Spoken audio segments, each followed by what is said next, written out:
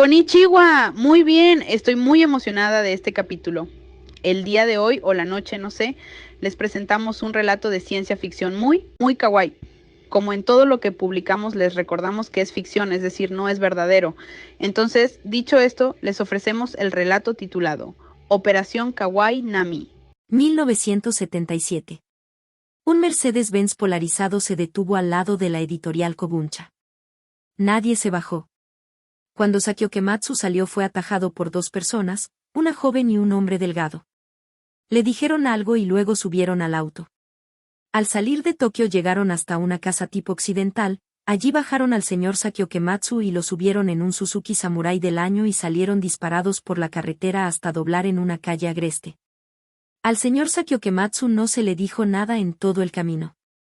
Llegaron a una cabaña, allí había un par de personas que de lejos se notaba eran del ejército.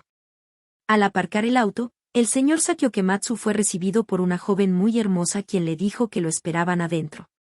En su interior estaba el primer ministro Tekao Miki, el ministro de Defensa y el ministro del Exterior, también estaba el líder de la oposición, y algunos sujetos que no parecían políticos, y que seguramente eran igual que él, semisecuestrados.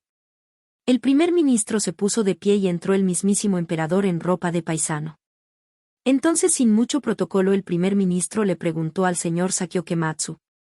Me dicen estos señores, geólogos, físicos, oceanógrafos, que su libro tiene sentido, que es exagerado, pero tiene sentido. Mi asistente lo ha leído y dice que es muy triste, pero bueno. Sakio Kematsu no supo qué responder. El primer ministro siguió. El honorable emperador dice que leyó su libro y que le parece un escenario terrible, pero que no hay que olvidar todo lo que ha padecido Japón, tsunamis, terremotos como el de Kanto, bombas como las de Hiroshima y Nagasaki. ¿Qué más puede sobrevivir un pueblo? Ahora estamos con los soviéticos y los chinos por un lado, los norteamericanos por otro.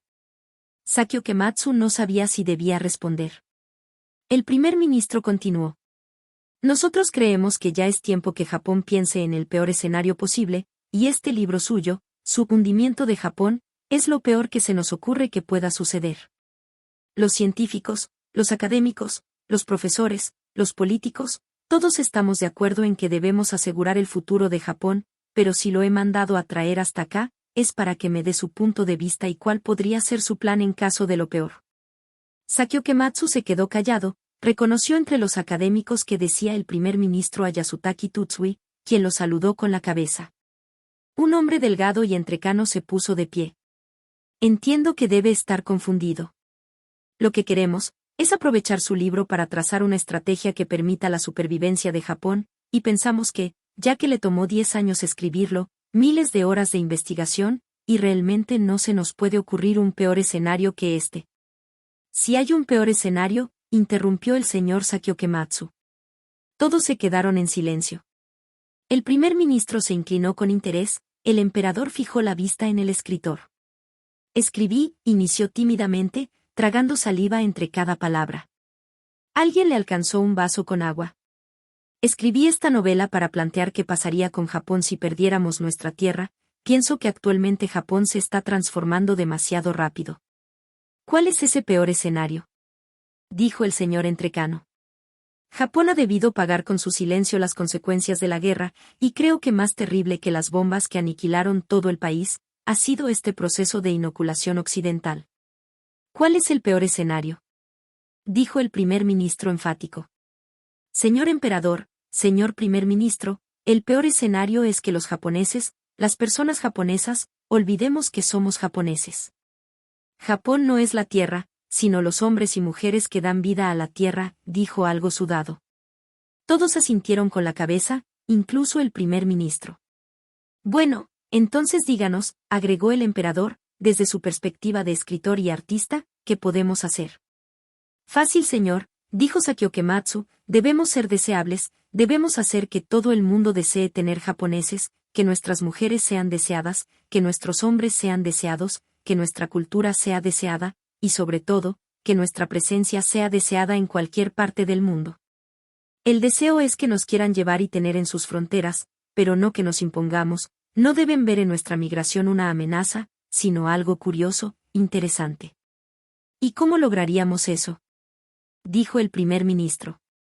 A través de nuestro arte y cultura. Señores, vean lo que pasa con Godzilla, aclaró, es una película que habla sobre la consecuencia de la radioactividad de bomba de hidrógeno, ningún otro país ha sido bombardeado con radioactividad, y sin embargo, el país que nos bombardeó está encantado con Godzilla, lo japonés gusta. En California y otras ciudades de alta plusvalía de Estados Unidos ya se consume sushi, algunos animes también son muy aceptados en Estados Unidos. Ahora imagine toda una maquinaria cultural, el futuro mirará a africanos, europeos, norteamericanos, diciendo palabras japonesas, usando productos japoneses, admirando todo lo japonés. El primer ministro se quedó en silencio. El emperador tosió. El ministro de Defensa estaba sorprendido. Permiso para hablar. Dijo un académico. Señor, soy profesor de sociología de la Universidad de Tokio, y creo que el señor Sakiokematsu tiene razón. Las guerras garantizan el éxito solo si se ganan y solo mientras otro no nos ataque, pero si nos volvemos deseables para el mundo, ganaremos importantes espacios permanentes. ¿Y qué proponen? ¿Con qué tema seduciremos al mundo? Dijo el ministro de Defensa, ¿quieren que hagamos dibujos hippies de amor y paz como las propagandas soviéticas? No señor, debemos crear todo tipo de contenido, romántico, de robots, de kaiju, de criminales, de ciencia ficción, de espías, todos los géneros y luego mezclarlos e ir creando obras más complejas y deslizar de cuando en cuando, algo de nuestra mitología, de nuestra forma de ser, dijo Sakiokematsu. Japón debe seducir al mundo, de modo que hasta un yakuza parezca inofensivo y todos deseen un Godzilla en su ciudad. Pienso, que tiene razón, dijo Yasutaki Tsuitsui, así como nosotros comemos McDonald's y Coca-Cola, tal vez en un cuarto de siglo haya jóvenes en Berlín o Londres o California comiendo sopas como las de Nissin o usando indumentaria inspirada en Japón. Orden. Exclamó el ministro de Defensa. El primer ministro y el emperador se pusieron de pie, se retiraron junto al ministro de Finanzas y el canciller. Hubo un silencio total. Sakiokematsu se puso de pie para saludar a Yasutaki Tsutsui, pero en eso el primer emperador y el primer ministro regresaron. Muchas gracias caballeros, pueden retirarse, dijo el primer ministro. Les pido que guarden absoluta discreción con todo esto, para ser considerados en reuniones de expertos posteriores. Todos abandonaron la residencia, el Suzuki esperaba a Sakiokematsu. En la carretera de regreso a Tokio, su auto se desvió y entró a una estación de gasolina, el conductor se bajó a comprar algo de beber. Sakiokematsu estaba cansado y se estaba quedando dormido, cuando algo lo sacudió, cuando abrió los ojos el Suzuki estaba dentro de un camión. Baje por favor, le dijo el conductor. Sakiokematsu bajó y el interior del camión era como un búnker. Señor Sakiokematsu, le dijo el primer ministro, perdone los métodos, pero no quería que algunas de las personas que estaban allí supieran lo que decidimos con el emperador. El vehículo era sorprendentemente estable a pesar de estar en movimiento, esto último solo se sabía por el ruido del motor. Señor Sakiokematsu, deseamos que usted nos ayude a inspirar a artistas y creadores para que orienten todos sus esfuerzos del manga, anime y otras formas culturales en este fin único de la supervivencia de Japón. El primer ministro le mostró un papel membretado, su firma y el sello del emperador. Puede leerlo si desea. Nombre clave, Kawaii Nami, hola linda. 1. Crear un programa de incentivos para las creaciones artísticas y culturales. 2. Diversificar la industria del manga, el anime, el cine y la música, adaptando historias occidentales a estilos japoneses y occidentalizando tradiciones japonesas. 3. Diseñar estrategia de promoción y posicionamiento de productos culturales. 4. Innovar en productos alimenticios de bajo coste, de valor cultural y atractivo en el extranjero.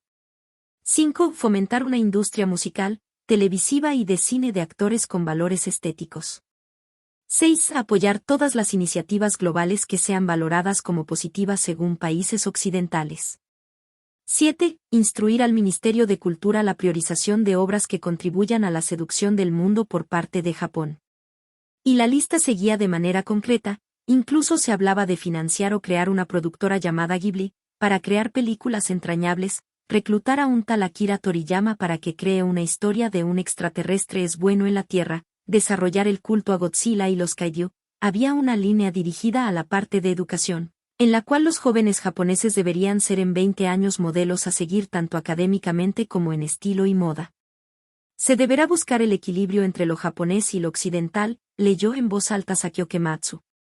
Eso lo ha dicho el sociólogo. Según él hay una fórmula de imaginería muy sencilla, una rubia ojiazules en un traje de colegio estilo marinero, un semidemonio comiendo en McDonald's, una chica japonesa cantando country, el protagonista de Viaje al Oeste rodeado de personas con ropa occidental, dijo el primer ministro. La idea es ser innovador pero familiar al mismo tiempo. Sakio Kematsu estaba sorprendido. Somos el país de los 10.000 dioses, imagina todo lo que se pueda crear. Somos un país exótico y familiar a la vez, nos temen y nos admiran. ¿Sabía que la palabra kamikaze y harakiri son populares en Estados Unidos? Dijo el primer ministro. Viajes espaciales, historias mitológicas, dramas amorosos, crímenes violentos, todo eso lo tenemos. 1987. Sakio Kematsu contemplaba el auge de la industria del anime, cuando a la salida de su casa fue atajada por una joven con ropa de periodista. Señor, el primer ministro pregunta cómo podría acelerar la difusión de todos estos productos, le dijo la joven. En los últimos meses la actividad sísmica ha aumentado y se han encontrado otras anomalías geológicas. Contrabando. Nada es más deseable que lo clandestino. Saquen los productos por canales oficiales y extraoficiales, así crearán una subcultura de expertos en mangas, animes y música underground. La chica se separó en un cruce, sin decir adiós ni nada. 1997. La última vez que Sakio Kematsu había estado en el búnker bajo Estación Ueno, había sido hace 20 años, cuando el primer ministro de entonces le pidió su ayuda para garantizar la supervivencia de Japón. Ahora otro primer ministro, ya había perdido la cuenta con cuánto se había reunido, lo convocaba. Los funcionarios se pusieron de pie cuando el primer ministro Ritara Chimoto entró al búnker.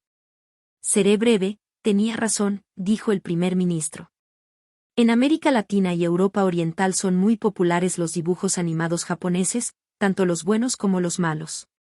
Y si usted observa nuestro país, dijo con un tono menos alegre, hay una crisis en que los jóvenes dudan si formar familia, porque todo eso que creamos para el mundo también nos está influyendo a nosotros. ¿Qué va a pasar si en los próximos 20 años los jóvenes no quieren tener hijos? ¿Qué va a pasar con Japón si no hay más japoneses? Siempre habrá japoneses, dijo Sakio Kematsu, ya acostumbrado a hablar con políticos dramáticos. No podemos obligar a los jóvenes a procrear, pero sí podemos darles motivos para hacerlo. Algunos países que enfrentan este mismo reto consideran la posibilidad de dar bonos por hijos, pero en Japón es diferente, porque usted está pidiendo a los jóvenes que traiga hijos a un país siempre al borde de un desastre. ¿Qué hacemos entonces?, dijo el primer ministro. Pues apostarles a los japoneses más tradicionalistas, a nuestras costumbres y considerar que ese porcentaje de jóvenes renuentes a engendrar como un problema a mediano y largo plazo, más que convencerlos a ellos de procrear, fomente y reafirme a aquellos que ya van por ese camino. En el fondo los japoneses siempre hemos sabido que necesitamos sobrevivir de una forma u otra, nuestra isla nos recuerda constantemente el peligro que corremos. ¿Usted reclutó a todos esos mangakas? No a todos, pero sí a Toriyama, Miyazaki y Rumiko Takahashi. Si se fija, muchos de ellos hablan de niños y el valor de la familia. Para el caso Toriyama hizo a Son Goku padre en el 88, y las historias de su hijo han sido muy aceptadas. ¿Cómo podemos acentuar la influencia en el extranjero? Deje que nos imiten los norteamericanos, los coreanos y los chinos, que saquen sus versiones de Godzilla o Ultraman y la gente siempre dirá, es mejor la versión japonesa. Hágales creer que son más importantes. Al final, sus falsificaciones de nuestra cultura son muy inferiores porque no llevan a Japón en su corazón. Que de verdad se crean que hay personajes de ojos grandes y azules por influencia de Mickey Mouse y no como táctica de mimesis para que ellos no sientan rechazo a lo distinto. 2007. En el búnker de la estación de Shibuya estaban el primer ministro Shinzo Abe y Sakio Kematsu. En eso se abrió la puerta y entró Rumiko Takahashi. Bienvenida, dijo el primer ministro. ¿Qué tal el viaje? Señor, ha sido de lo más interesante. En Estados Unidos y América Latina aman los animes, la gente nos reconocen, en las tiendas hay productos como sopas Nissin, los niños usan juguetes y ropa de nuestras creaciones. Muy bien, dijo el primer ministro. Incluso en esos países se da mucho los foros y los fandoms de nuestras obras, prosiguió Rumiko Takahashi, las palabras claves kawaii y otaku están plenamente aceptadas, hay muchos lugares de comida japonesa y cocina fusión. Hay fanáticos de todo lo japonés. ¿Y cómo te trataron?, preguntó Sakio Kematsu. De lo mejor, han sido muy amables y efusivos, respondió Rumiko Takahashi. ¿Fue a Guatemala? Sí. Lo que pasó con aquellos turistas hace unos años, creo que fue porque eran zonas no influenciadas por lo japonés, explicó Rumiko Takahashi. Un silencio llenó el búnker. ¿Cuál sería el siguiente paso?, dijo el primer ministro. Crear series de Internet, que ya no solo sean las compañías de anime o manga las que distribuyen, sino crear animaciones desde Internet, dijo una joven que vestía ropa de oficinista. Rumiko, ella es Michiko Kasio, dijo Sakio Kematsu, ella es la representante del Laboratorio Sociocultural del Japón, sucedió a su fundador el profesor Tadare. Seguimos con el problema de los jóvenes que no quieren tener hijos, dijo el primer ministro. Ya estamos entrando al punto de no retorno de una crisis demográfica, al final, tenía razón señor Kematsu, cuando decía que el peor escenario era que los japoneses olvidaran cómo ser japoneses. Eso me temo, dijo Sakio Kematsu. Señor primer ministro, desde el Laboratorio Sociocultural desde hace 5 años venimos barajando la posibilidad del mestizaje como una alternativa, dijo Michiko Kasio, hay países donde la cultura japonesa tiene mucha influencia y que casualmente son país con altas tasas de reproducción. No sé qué tan prudente sea eso, además la población, ¿cómo lo tomaría?, dijo el primer ministro. Mal, muy mal, dijo Rumiko Takahashi, pero podemos ir posicionando la idea que es algo bueno, tanto para nosotros como para los demás. Con Rumiko decidimos explorar esa ruta con su obra, dijo Sakio Kematsu, y ha gustado en ambas partes del mundo. ¿Habla de Inuyasha?, dijo Michiko Kasio. Así es, dijo Sakio Kematsu, Rumiko lo terminará el año entrante, y luego lo dejaremos fermentar, ganando adeptos transgeneracionales. La idea es crear en unos 10 o 15 años una continuación, pero con los hijos de Inuyasha y Kagome. Es demasiado tiempo, dijo el primer ministro. Lo sabemos, dijo Rumiko Takahashi, pero tampoco queremos echar por tierra todo lo que ha logrado volverse deseable de los japoneses en el mundo. Somos una población de 126 millones de habitantes, dijo Sakio Kematsu, con solo el 10% que decida procrear es suficiente para mantener la esperanza en Japón, y más si es el 10% que conserva en su sangre nuestra tradición y cultura. 2011. Sakio Kematsu después del terremoto de Fukushima y en medio de las noticias sobre el desastre nuclear que se estaba dando, pensó que solo era cuestión de tiempo u otro desastre así para iniciar el éxodo de los japoneses al mundo. Por eso era necesario que las primeras colonias de japoneses estuvieran plenamente instaladas, para que recibiera y ayudasen a la subsiguiente ola de compatriotas hacia el mundo. Antes del terremoto, de la oficina del primer ministro lo habían estado presionando por el asunto coreano, ya que los surcoreanos estaban copiando el modelo de influencia cultural japonés, lo que personalmente, Sakio Kematsu lo miraba favorable, porque mientras los coreanos lo hacían por razones económicas, su estrategia le ayudaba a disimular los objetivos de la estrategia japonesa. Sakio Kematsu murió meses después del terremoto, sin embargo, pudo reunirse un par de veces con los que estaban coordinando la operación Kawainami, de ahí que insistiera en aumentar la producción de todo lo japonés y diseminarlo por todos los canales posibles, como lo reflejan las sopas instantáneas que son más baratas en el extranjero que en el mismo Japón.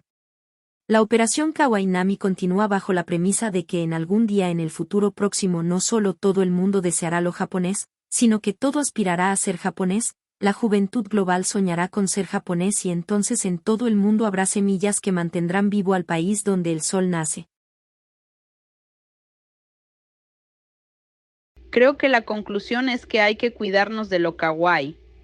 Para los que desean saber más, estos fueron los autores mencionados en el relato sonoro.